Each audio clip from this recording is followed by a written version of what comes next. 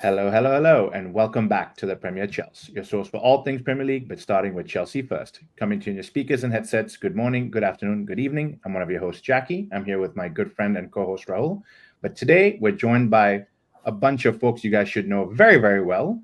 It's the gentleman from the Louisiana chapter, Dylan, Roy, and Ben. Guys, maybe Dylan, you start first, introduce yourself, and we'll take it around the room. Hey, I'm Dylan Polk, uh, one of the members of Carefree Louisiana, based out of New Orleans. Awesome. Welcome, Roy. I'm Roy Welsh.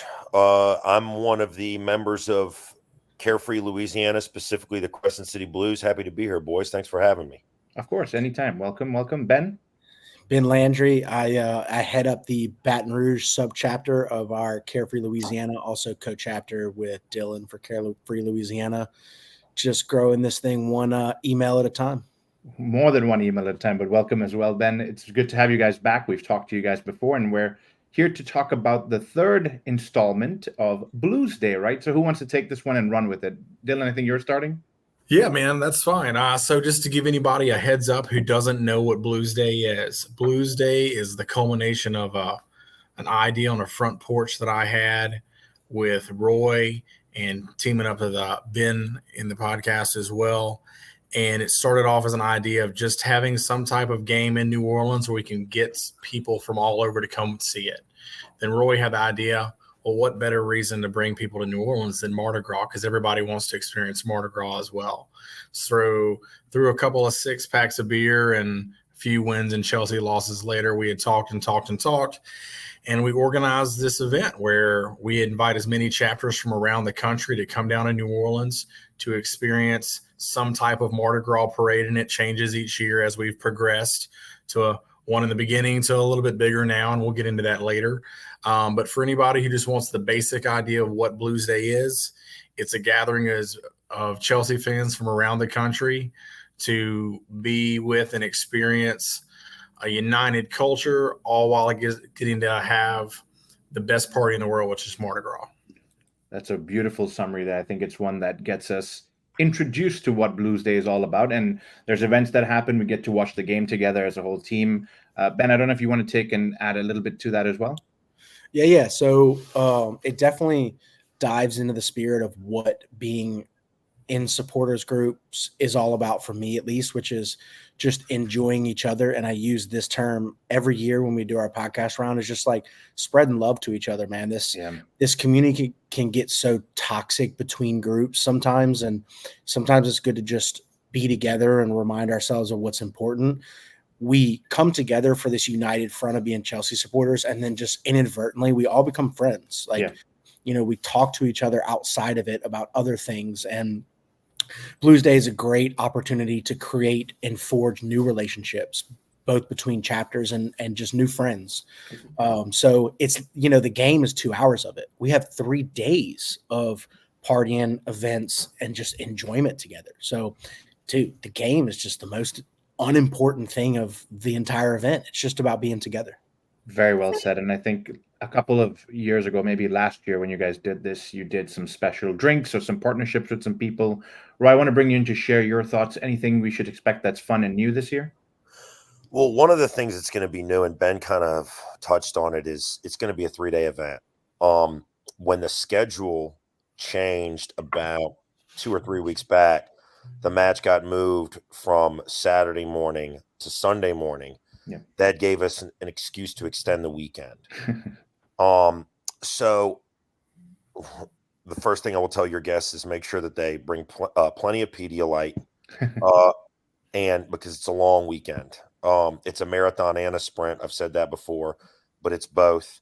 In terms of what's new this year, there's really one big thing that jumps out at me, and that's that the weekend, due to the Premier League schedule and the Mardi Gras schedule, the way they lined up, we're doing it on a later Mardi Gras weekend this year than normal. In the past, we've done it on Crew de Vue, which is a walking parade. It's a fantastic time, but it's much more of a small scale production. Whereas this year, and I don't have the count, but I think between Friday and Saturday and Sunday, there's something like 15 to 20 parades that are going to go Wow. down in New Orleans. So on Saturday and Sunday, the plan is for us to not only gather at our pub right off of St. Charles Avenue, which is conveniently located right on top of the parade routes, which is we could not have gotten luckier in that regard. After that, we're also planning on gathering out on the neutral ground on St. Charles Avenue, which is what people that are not from New Orleans call the median. We don't use that term. Down here, medians are neutral grounds. But we're going to gather on the neutral ground and have drinks and have food and, have a good time and be there all day, late into the night, maybe early into the morning, almost certainly early into the morning. So just, it's similar in a lot of respects to our previous years, but the parade schedule changing was amazing because it's going to give out-of-town guests a chance to really see Mardi Gras full throttle, dialed all the way up to 11. That sounds like a fun time. And I think for us, it's going to be interesting. Rahul, I'm going to bring you in. Thank you for patiently waiting there. I think you want to share some news about Blues Days from our side as well. I do, and welcome, guys. All the updates and everything that you've shared has got me excited. I've actually never been to New Orleans during Mardi Gras, so I can officially say I'm looking forward to it because it's not public knowledge yet, but Jackie and I will be there for the third time around. Third time's the charm. We will be there, and we will be joining you guys for the 3 days and enjoying all the festivities, enjoying the match, and hopefully sealing it off with the win and maybe even a podcast while we're down there with you guys. Absolutely. That'll be a lot of fun. And just like you guys said, Chelsea are going through a tough time. And so the game itself for 2 hours is not the most important thing. I like how you summarized it earlier, Ben.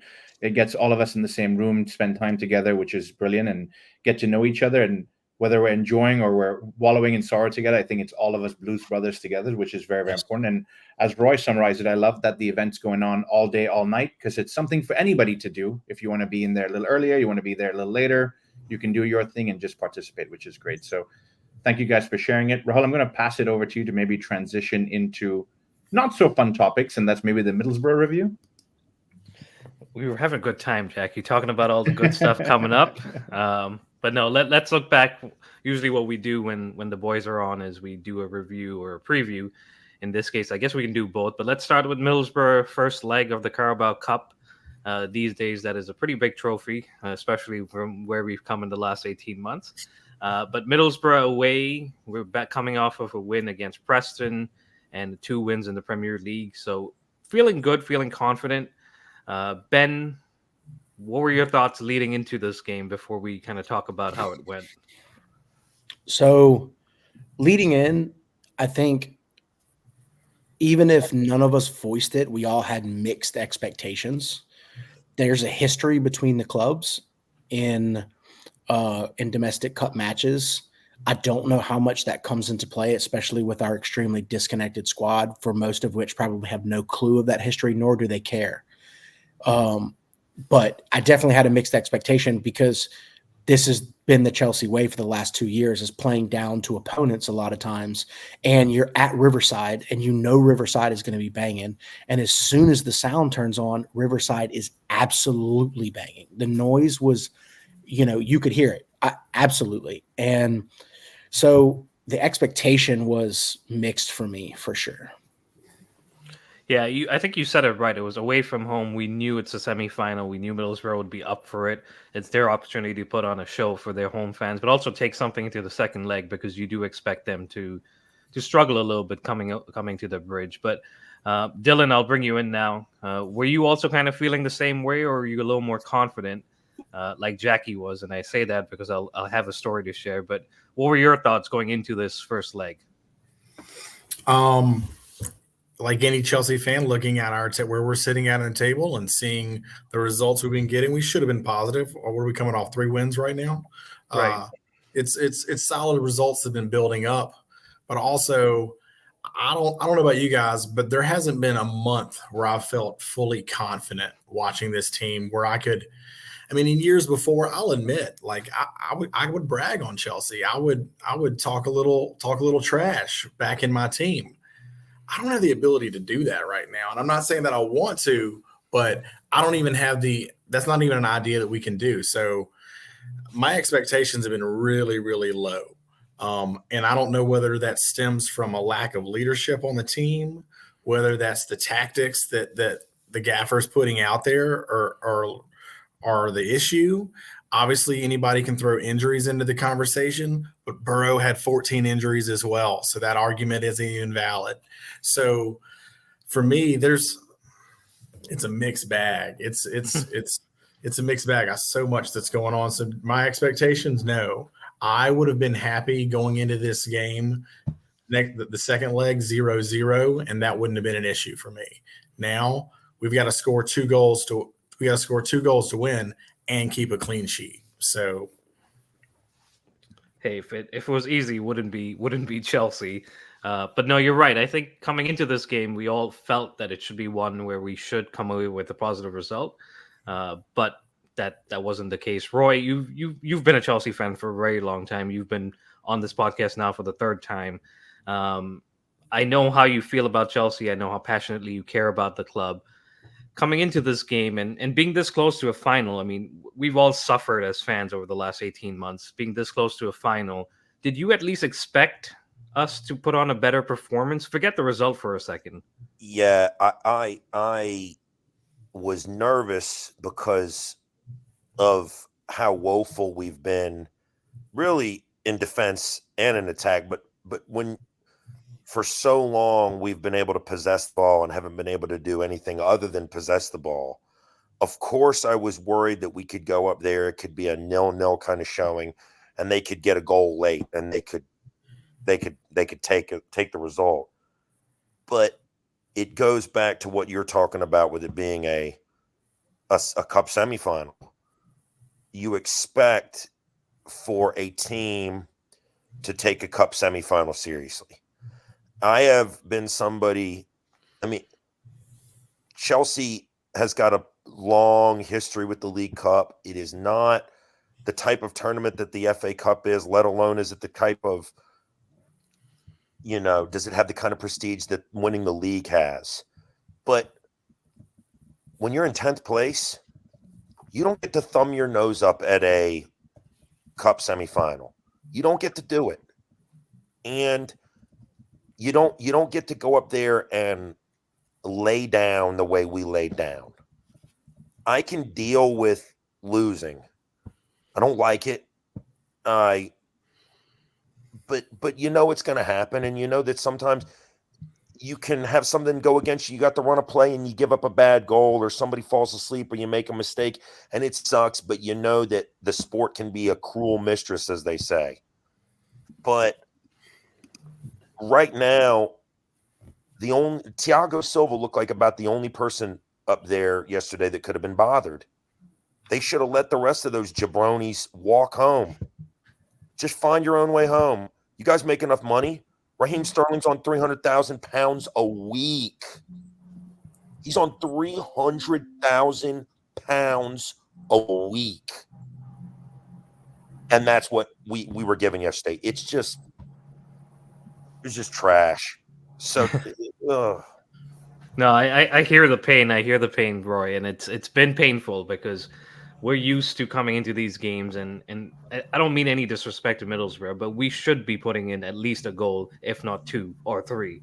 To concede a goal and then just kind of wait for the game to end. I personally didn't watch the game. I was at work, but I was keeping up through Twitter and just through general updates, and not at any point did I feel like anyone was excited, anyone was feeling that this was going to get turned around or we were going to come back into it. So, yeah, it was disappointing. Jackie, I'll let you kind of run us through maybe the lineup, and we can talk more specifically in terms of the chances and some of the in-game play. But overall, it was a disappointing game. Yeah, and just to share a quick story about that, Rahul, I know you poked fun at it, but I get bantered by Rahul these days, guys, because I have the feeling that just like you, Dylan, we won 3 in a row. And so I'm coming up to a semifinal. To Roy's point, you want everybody to show up and do the business. So I'm thinking 2-0, 3-0. How bad can it be? And no disrespect to Boro, right, guys? They're a good team. They've done what they need to. But you expect the Chelsea team with $1 billion invested against a team with 63 million in their entire squad to at least walk away with a draw. But the performance is what's shocking. We just don't have any appetite to perform on the day, which is completely sad. But let me run through the starting 11 really quickly. So we have Petrovic in goal, Levi Colwill at left back. I want to get you guys' thoughts on that in a minute here. Silva and Disasi pairing together. Gusto at right back. He's been helpful at least this season a little bit. Caicedo and Fernandez anchoring that midfield. Front three-ish behind the striker of Sterling, Gallagher, Madueke, and then Cole Palmer doing the false nine thing. So, Dylan, I'll come to you first. I want to get your thoughts really quickly on the starting lineup overall. I know we have some injuries and stuff. And then Colwell, I want to get your thoughts on Colwell as a left back. As far as the lineup goes, I feel like he's probably going on what his options were, but I do know we had a striker on the bench, natural striker on the bench. If we're not going to try him out and let him do his job, then loan him out and buy somebody. Otherwise, I don't understand what we're doing with Broha. Like, I'd love some type of understanding on that. It drives me wild. The midfield, I see why we bought Enzo, and I'm stealing a line from Roy that from a conversation we had earlier. I'm not seeing what we bought Caicedo for yet. I'm not understanding. I don't understand the tactics of how those two boys are deployed in the middle. Doesn't make any sense to me. As far as defense goes, it's shambles. It's absolute garbage.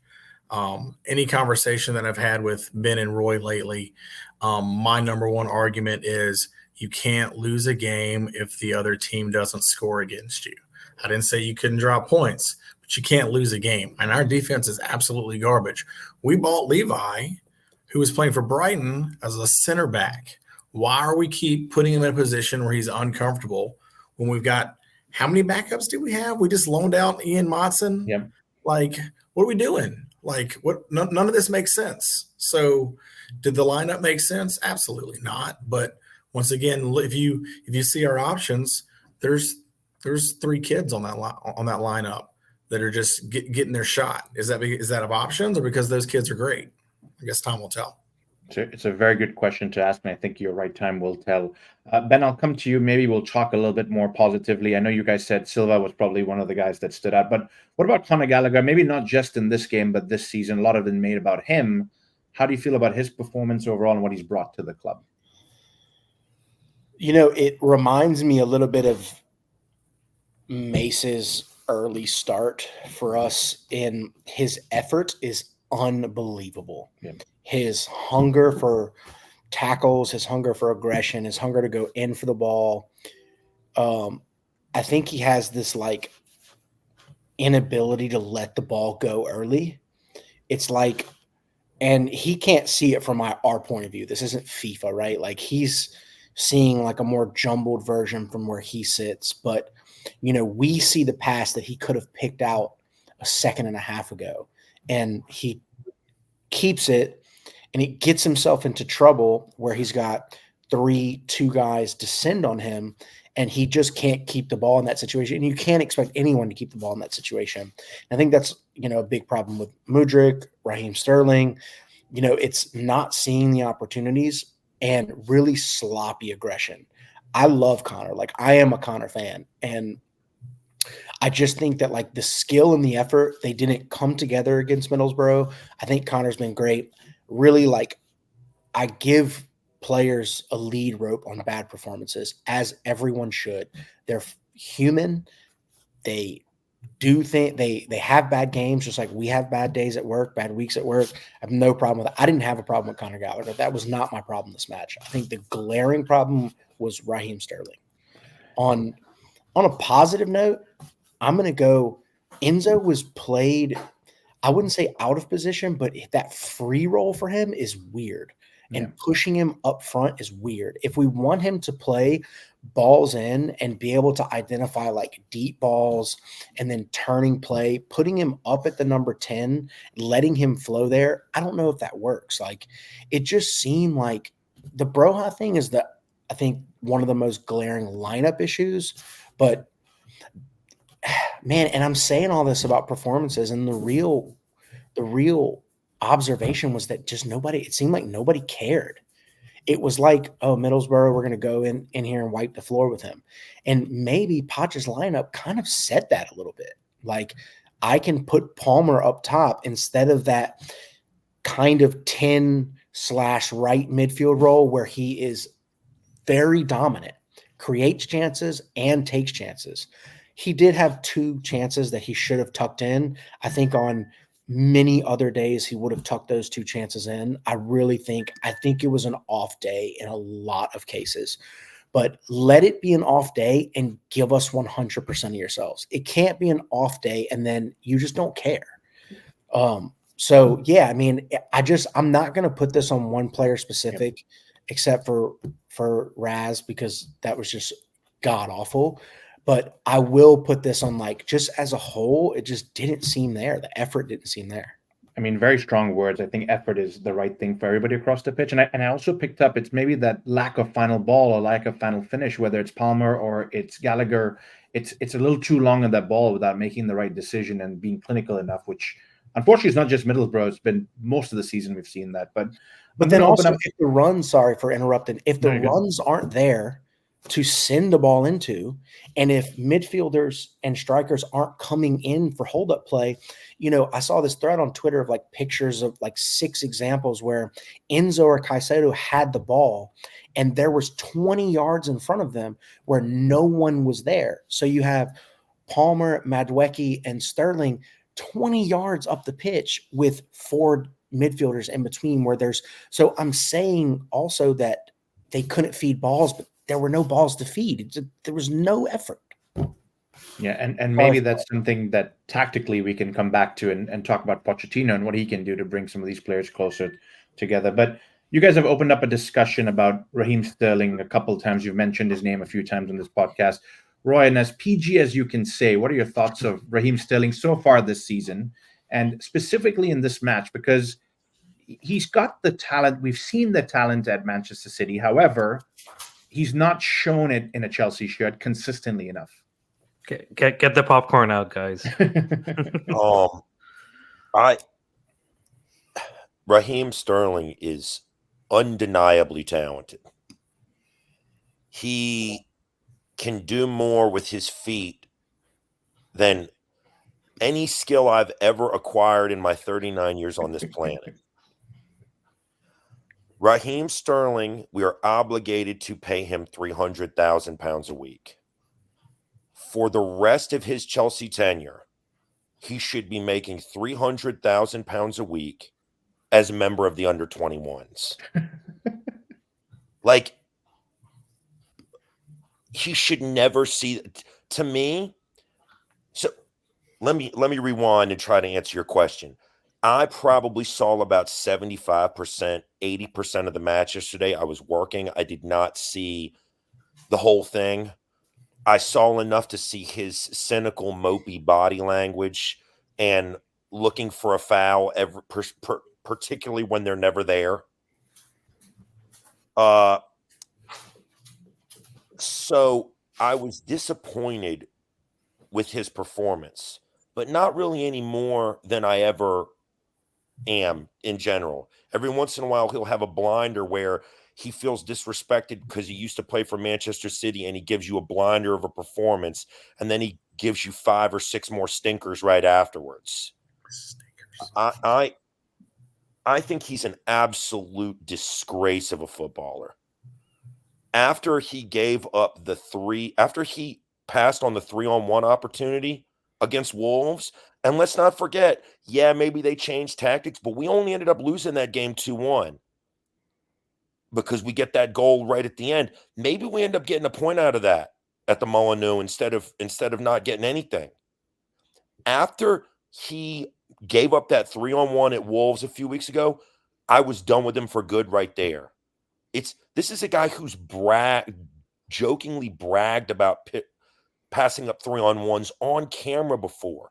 This guy is telling you who he is, and then he's showing you who he is while he takes your money and laughs all the way to the bank. And I respect you guys, and I love you guys, but if you want me to respect the PG language ban, you gotta pass the mic to somebody else, because this guy, this guy is an app. There's that old Steve Prefontaine quote: "To give anything less than your best is to sacrifice the gift." That dude sacrifices the gift every single day of his life. Roy, very, very passionate there. And I was going to ask you, what can Raheem do to turn it around? But you've already answered that question and saying he Go cannot. away. So. Retire. Hey, Retire. give him the Maluda treatment to someone who deserves the Maluda treatment. You remember when Robert Hoot quit and didn't show up for the trophy ceremony? It was like it was either the first year we won the league with Jose or the second year we won the league with Jose. And Robert Hoot had a falling out and didn't even show up to receive his winner's medal. He's never going to have to worry about winning anything, because we look a long way from that. But I just want him to never be seen again. I don't wish any ill will on his family. I hope he lives a long, happy life. I don't want him to squander his money. I don't want to hear anything bad happening to him. I just want him to go live in solitude somewhere in a remote corner of the world and never see his face again.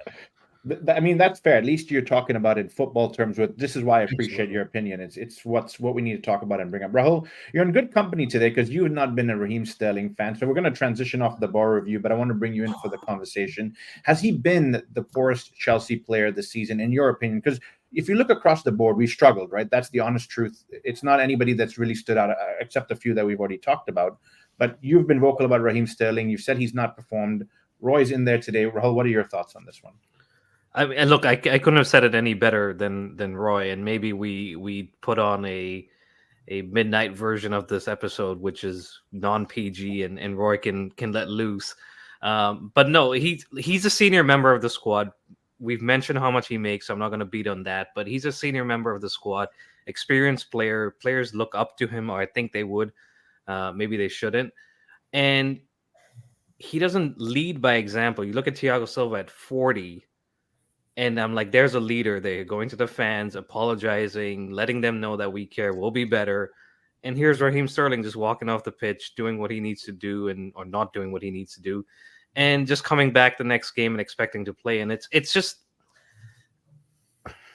a signing I wish we hadn't made. It's a signing I wish we maybe had just kept Callum Hudson-Odoi or one of the other wingers we've let go in the last year or so, because at least they're one of our own. There's someone that we can get behind and say, oh, he'll be better. He cares. Raheem Sterling doesn't care. And he may put on a show against Fulham this weekend and maybe redeem himself a little bit.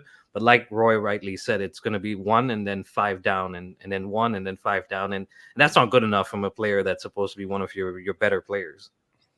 Yeah, I mean, that's fair sentiment. And I can feel that there's some heat building up in this room with some of these players. I think ultimately we know we lost that game. I want to transition, guys, off the game and talk more high level about Pochettino. So, Dylan, I'll come back to you. Pochettino was one that split the Chelsea fan base very heavily at the beginning of the season. He's come in, especially in preseason, I think a few people were on board. Since then, it's been topsy-turvy, a couple of good results, Manchester City, Tottenham, namely, thinking about those. And then some blatant results where we should be winning. Even last week, you talk about Luton, and we're 3-0 up, concede 2. Of course, not all the blame goes to him, but I do want to talk about him for a minute and get your feedback on where do you think he's going with this team? Do you see progress? Do you see tactics that make you believe he's the man for the long-term vision that the owners have?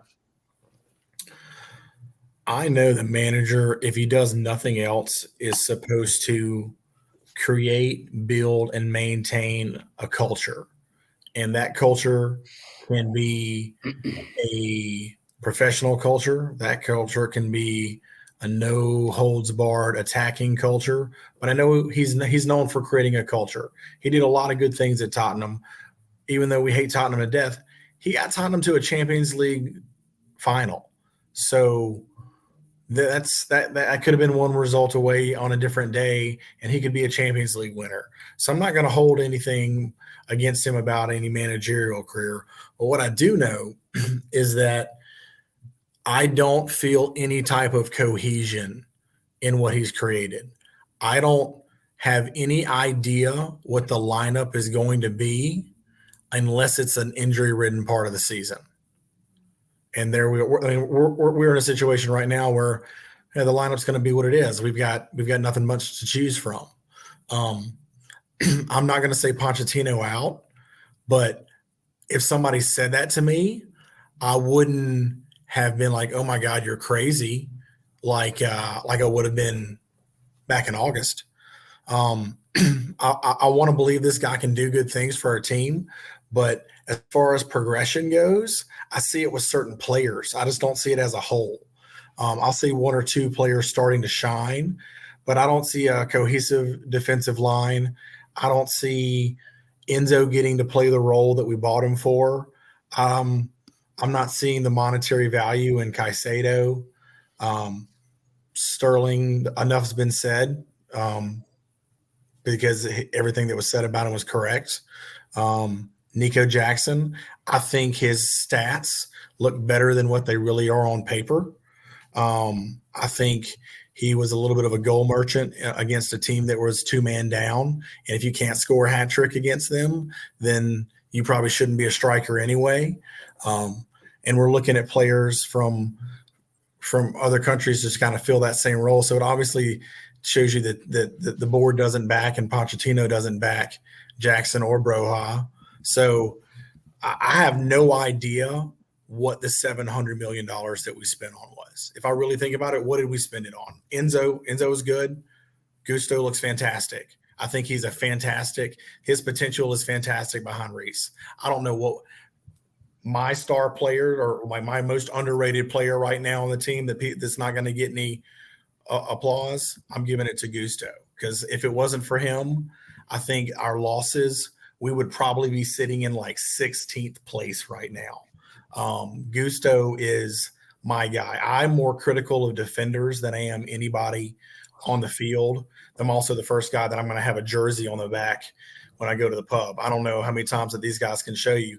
I'm walking in the pub with an Ashley Cole or a John Terry jersey on before I'm walking in with anybody else, because if those Bulldogs will shut somebody down, we won games.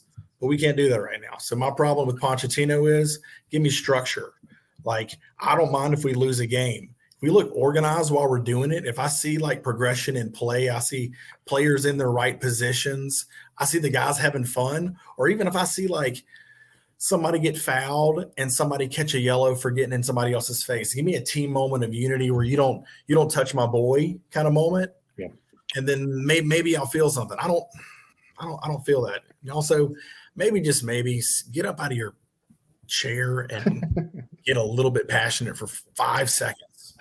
Ben, I'll come to you. It was always going to be a difficult situation no matter who came in. So the question I have for you, because we've heard some good things from Dylan here, is, was this situation made more difficult by our board, right? We've gone in and sold everybody over a course of a summer and assembled a brand new squad, guys that are very, very young, guys from different countries, different styles of play, and Pochettino's come in, and it's big shoes to fill and kind of figure this out. I'm not talking about the managers before, but maybe what Thomas Tuchel has set as a precedence for this club. Do you think that the board maybe should take some of the blame on what's going on, or is this purely on Pochettino? I don't believe it's the board, and I also don't believe it's purely Pochettino. I wasn't the biggest fan of Pochettino coming in because Spurs is where my hatred lies. And I feel the way I feel about Timo's decision. I wasn't a supporter with Jimmy Greaves. I don't relate. I don't care. He came from Spurs. He was an enemy when he walked into me. And I have learned to like him, and he did give us this 4-week run not so long ago where things really looked up, starting with that Arsenal performance. But where does the effort come from? We've said many times the last couple of weeks, it's the effort that we're not seeing. Where does that culture start? I think in the days that I come from as a supporter, which is not crazy early, I started in 2007, so the old guard for me. I don't think the club's mentality came from Jose. I don't think it came from any of the managers that succeeded him. I think that it came from, you had Brana, you had Petr Cech, John Terry, Frank Lampard, Didi, Ashley Cole. Those guys took no prisoners in training. And then in the game, they showed up on 110. So for me, you know, the first place I'm going to go, and we all want to play the blame game. And Dylan just made me aware that I forgot Michael Essien. My apologies. The first place I'm going to go for blame is Kai Havertz and his pet donkey.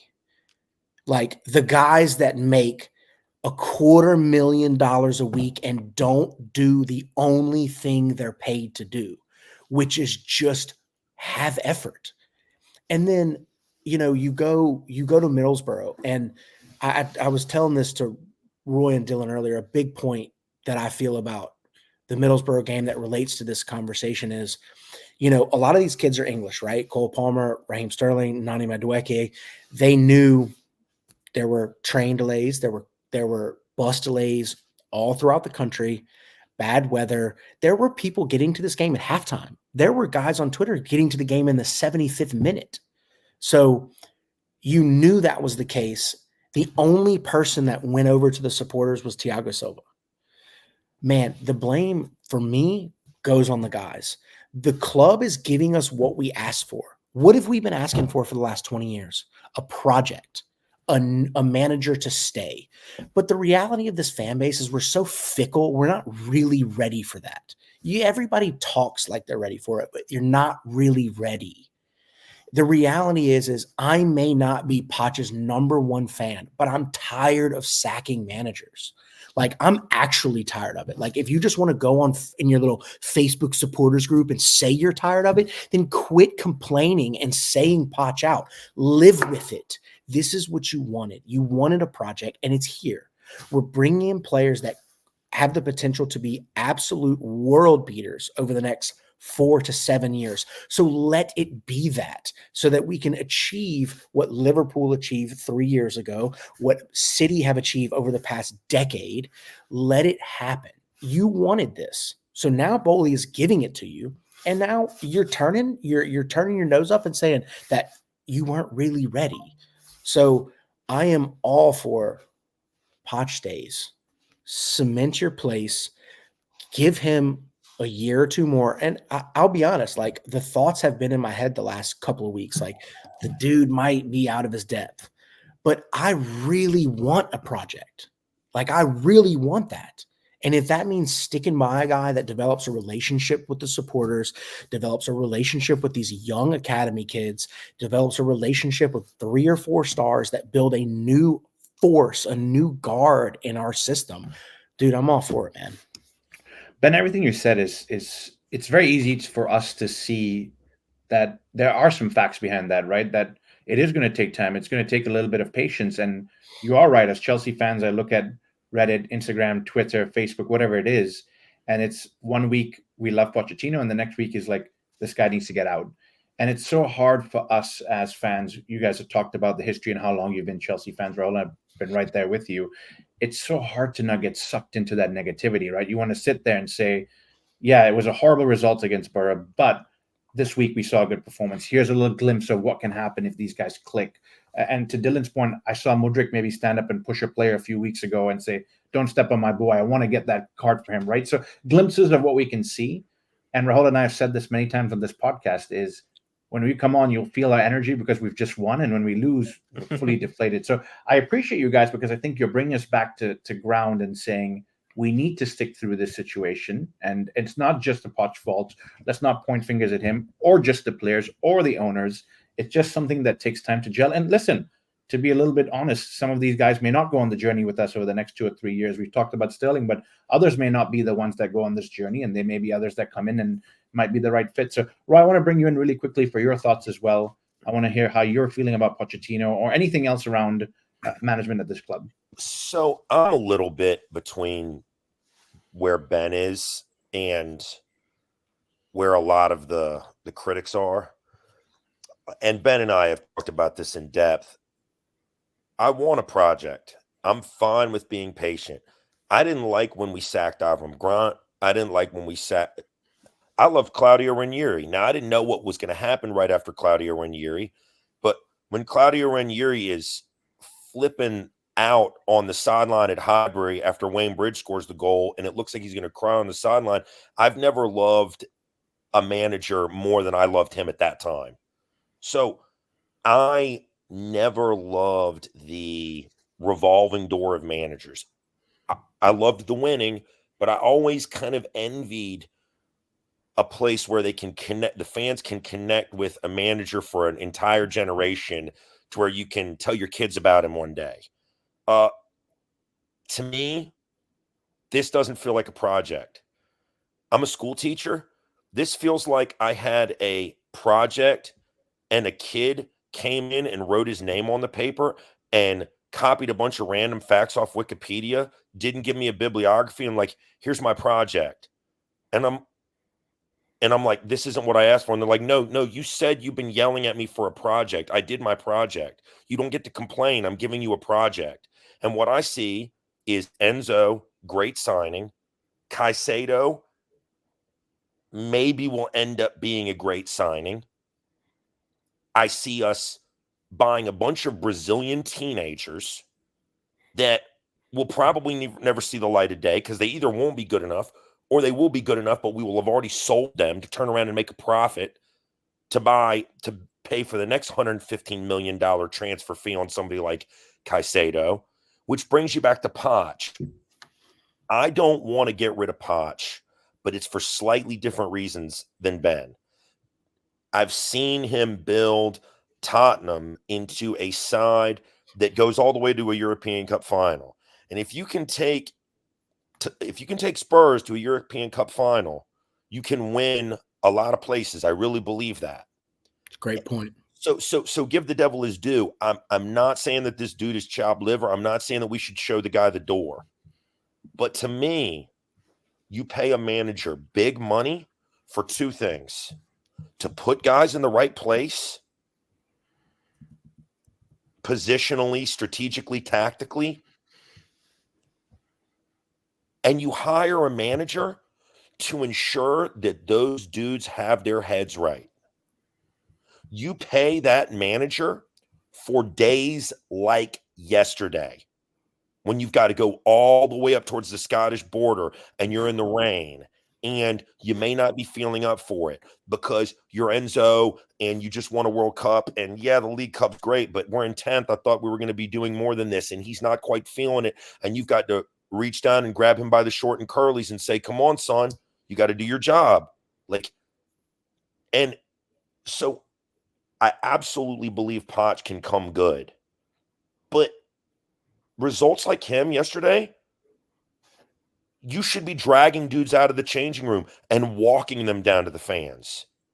Let the fans see them get embarrassed. I don't care. But like Poch is not helpless. And again, I want to share the optimism. And I think there's reasons to be optimistic. The record that I just pointed to at Spurs, yeah, a lot of Chelsea fans will say, yeah, but he didn't win anything. And I get that. Yeah, he didn't win anything. But if you take Spurs to a European Cup final, that's more than I could have ever imagined Spurs doing before that. So the guy's got something. So again, I want to believe that's there.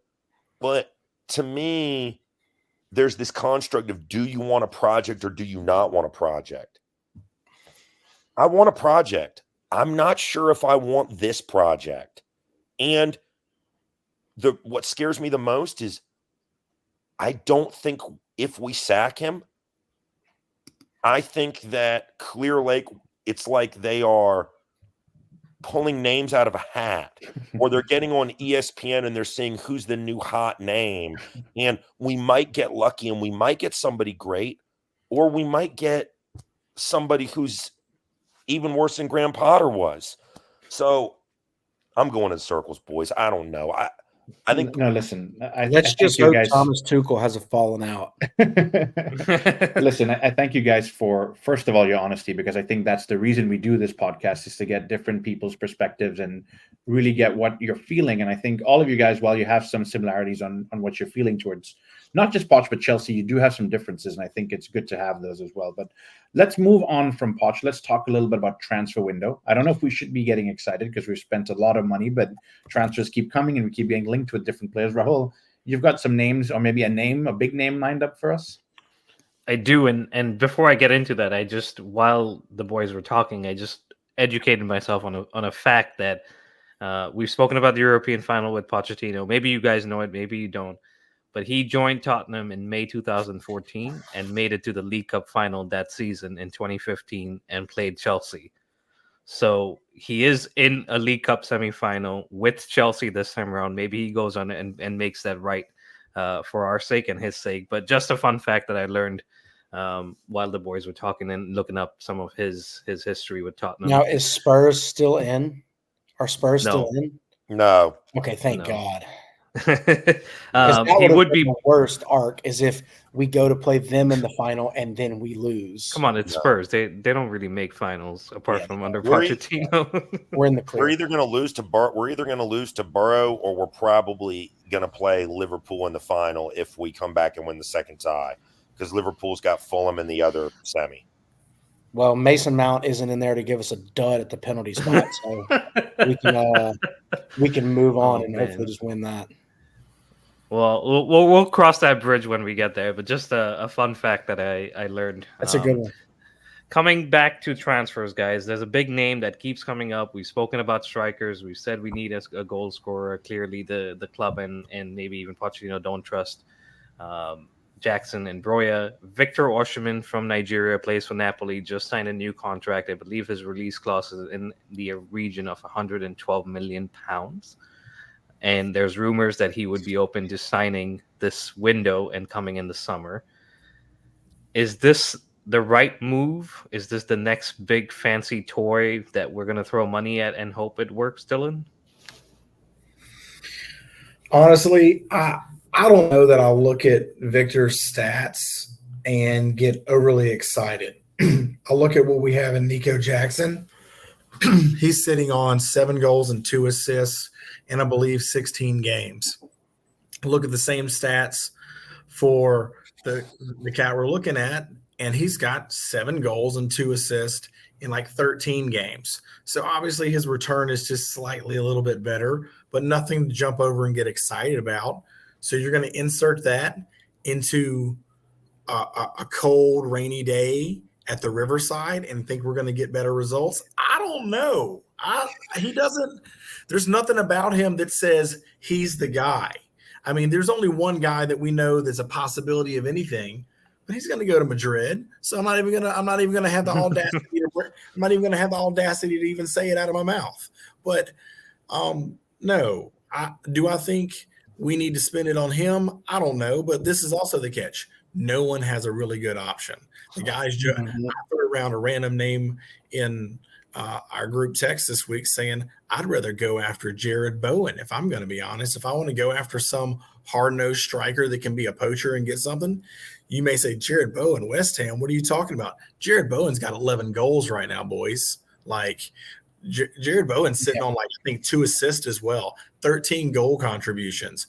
If I had half of that right now, we wouldn't even be, like, dancing with the relegation conversation, and we'd probably be ahead of United in the league, looking like maybe even having a European conversation. But no, is Victor?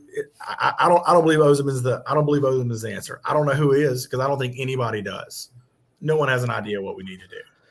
Yeah, I mean, and it really points to the striker market in general, right? It's weak. I mean, if you look at Tottenham bringing in Timo Werner, and look, I love Werner for what he did. He tried his hardest. He put his heart out there for us.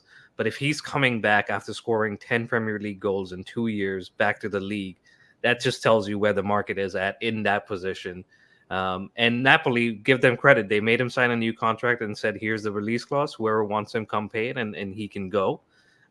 Ben, Jared Bowen, Victor Osimhen, or do you have another name for me? I mean, Ivan Toney, come on. We know it's the real proven option here, where we have 26 goals. We've got 2. Look, he's older, right? He's 27 or 28, I think. Yeah, 28, I think. So we've only got 2 more years left with him. I guess the Bowen Toney thing is difficult because they're both going to fetch high premiums because they're English. So I think within those 3, I think we're looking at 100 million plus for all 3. So I guess the hardest part is like we've just been throwing PG rated. We've been throwing poop at a wall for so long that like I don't know what to do. Like that's where I'm at. Like I don't know of those three who's the right move. Like is there a sure thing there? The crazy thing is you look at Gakpo, Nunez, a lot of the strikers that all of the Premier League teams have brought in, there's only been one sure thing in the last 2 years, and that's Erling Haaland. So the striker market, even though these names have just been conflated with like immediate success, I will give it, Osimhen has been injured this season. So he has been, I think he played a couple games, got injured, and he's been back for a couple of games. So like we maybe haven't seen him back in full stride yet this season, but we do know from the past that a large majority of Italian league strikers coming into the Premier League don't convert. So it then begs the point of like, is Vlahovic a better value because we might be able to scoop him up for 40 million and get the same kind of production because we have real players in the midfield that can feed him balls. Osimhen he's a great striker. I mean, I don't know, man. I'm so confused. Like there has been no point in this season watching any other games where I'm like, there's anybody but that French guy that would really set this thing off. And look, that French guy with our number 10 French guy, I mean, it doesn't get much better, but like Dylan said, not going to say his name out loud because it's not going to happen. But man, I don't know, because I just don't know if there's an option where I can concretely say on this podcast, like this guy comes in, bags 28. And there's no guarantee of that. We've brought in the highest paid players. We brought in the big fancy names. We brought in the unknown players, and it hasn't worked, right? The last one for us, I want to say, is Diego Costa, and that's coming up to almost 10 years since we signed him. So it's not worked, and there's no guarantee. I think, like Dylan said, Nicholas Jackson this season with his goals, I'm not saying he's the answer, but a second season, is that where he's settled and not trying to talk to people online and do some shady things? I don't know. But it seems like there's this feeling or this kind of constant Chelsea need a striker, Chelsea need a striker, Chelsea need a striker. And we know Bowley and the owners tend to be in spaces on Twitter and listening to fans. I can see them saying, you know what, here's another 130 million. Let's go buy this striker in Italy that is 25 years old. And to Dylan's point, maybe this season he doesn't have the best stats, but I'm looking at his stats in general. 96 games for Napoli, 57 goals. So it's not bad. And maybe it's the injury. Napoli have gone down this season. They've had a change in manager. Maybe it's some of those things. Roy, do you have a name for me, or are you kind of in the camp of we just got to stick with what we got? I would be fine with Tony. His age doesn't concern me. We bought Jimmy Floyd Hasselbank from Leeds when he was 28 years old, and he won the Golden Boot in his first year, and they finished one goal behind Thierry Henry in his second year. And I'm not saying that Ivan Toney's going to come in and beat Jimmy Floyd Hasselbank, because anybody that knows me knows that if you say bad things about Jimmy Floyd Hasselbank, I will fight you in the street. But I heard Ben mention his age, and the age is absolutely a concern, particularly, it might make us less likely to want to go after him because Clear Lake loves these 8-year-long stretched out contracts. So you probably don't want a guy on the hook until he's, 35, 36. But Osimhen's already 25. So it's not like he's a child either. So to me, the difference between 25 and 27 is not significant enough for age to be the factor. But the boys will tell you I am anti-superstitious. Like I don't believe in any of that kind of stuff. I don't I don't believe in jinxes. I don't believe in curses. None of that stuff. I don't buy any of it. But man, if I did, and I was looking to decide that I want to change my ways, the Chelsea number 9 curse would be one I would consider buying into, because it seems like we can't get it right no matter what. But I like Tony. And I like Jared Bowen. I just don't think there's any way that West Ham would let Jared Bowen walk. I can't imagine. I mean, I would love it. Because I think he's what Dylan said he is. I think he's got the right mentality. I think if we could get him, I would love him. But I think of options that feel a little bit more attainable. I think I would rather Tony than Osimhen. And Tony does have the record. He's proven it. He's hungry again with what's happened in the last few months. And that's it. And that's someone that maybe comes in and gets the boys going with how much he wants to succeed and win. But like we've said, there's no guarantee of whoever comes in can get the job done. It really has to come down to the system, the style, the players around them, and ultimately the manager and the stability that would bring.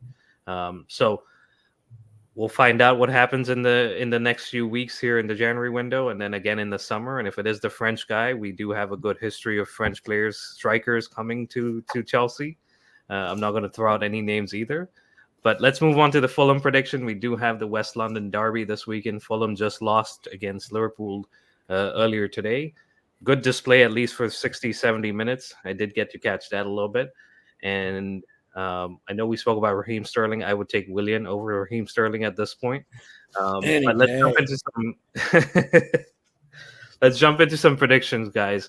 What are your score predictions for this weekend? Do we bounce back with the win, or are we dropping points again, Ben? Man, I definitely don't see a drop in points, because I think everyone who may be insecure that their job's at stake will thoroughly implement the importance of Saturday morning's match. You cannot lose what has become a non-effective London derby, where, yeah, we can't lose this match. I'm just like, we played Fulham earlier this season, and we have played Fulham already, right? Yep, we beat them away.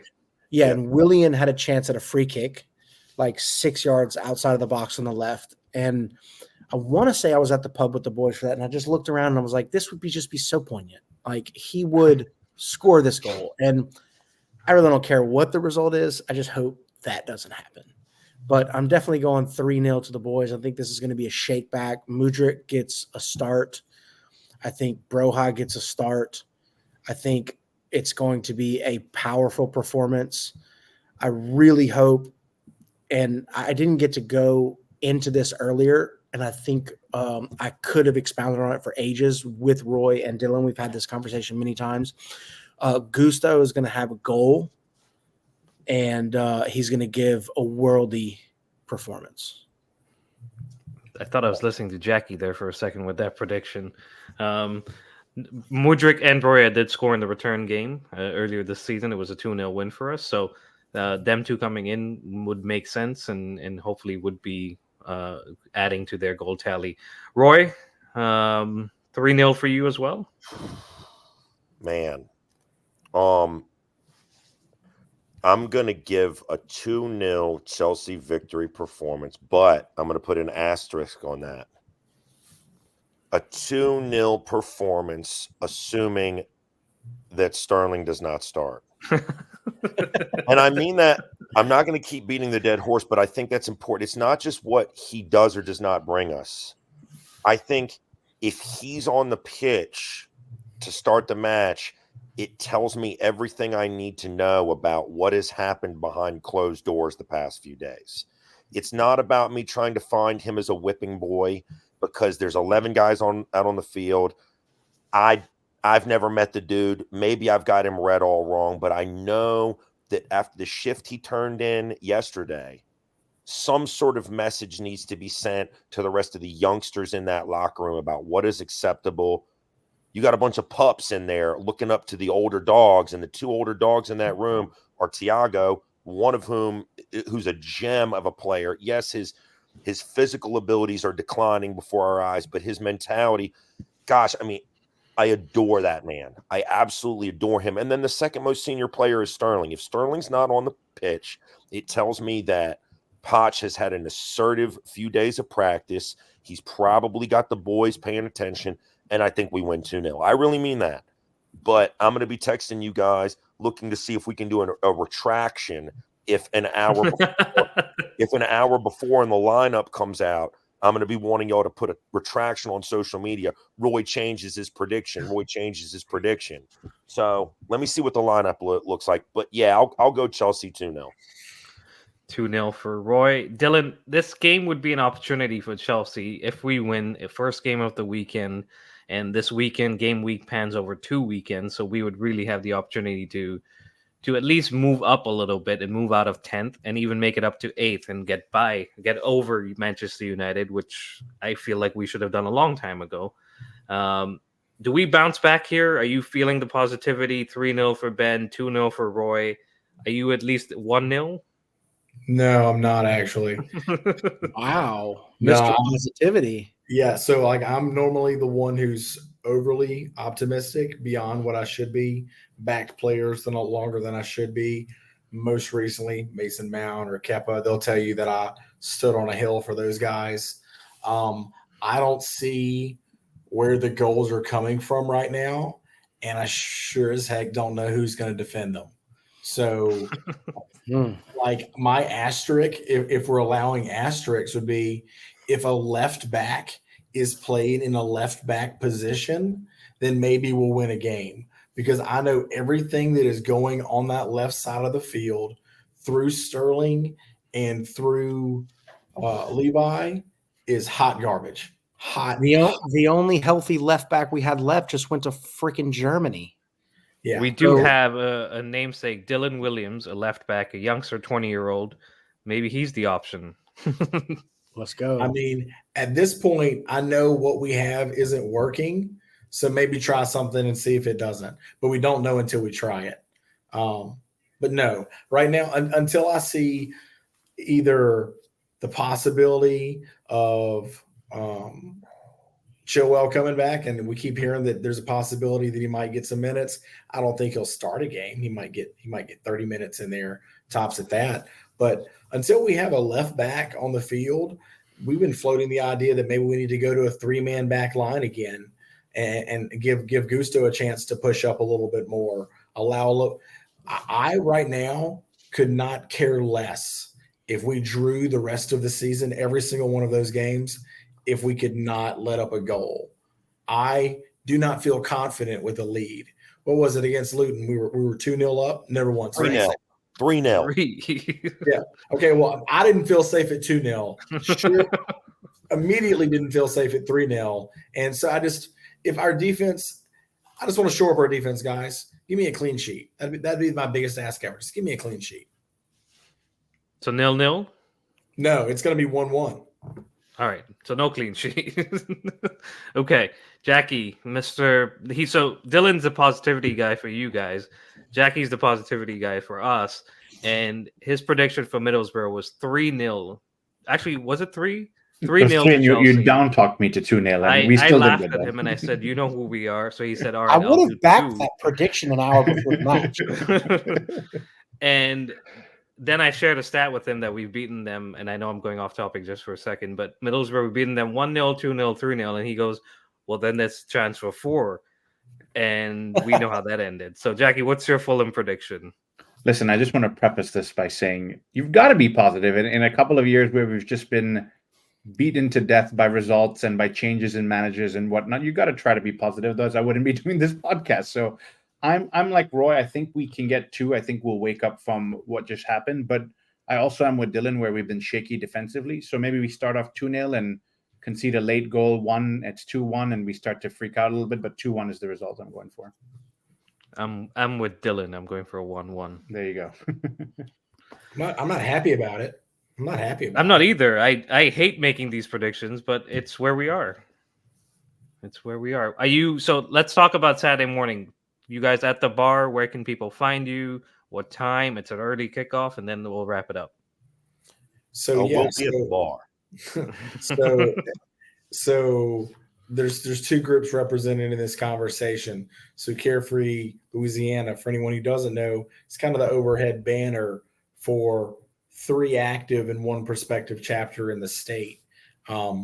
Both Roy and I are members of the Crescent City Blues that are in New Orleans that meet at Britannia Bar, and Ben is the leader of the Zydeco Blues out of Baton Rouge that meet at Pelican to Mars. So if a game's on, we all try to do our best to be there.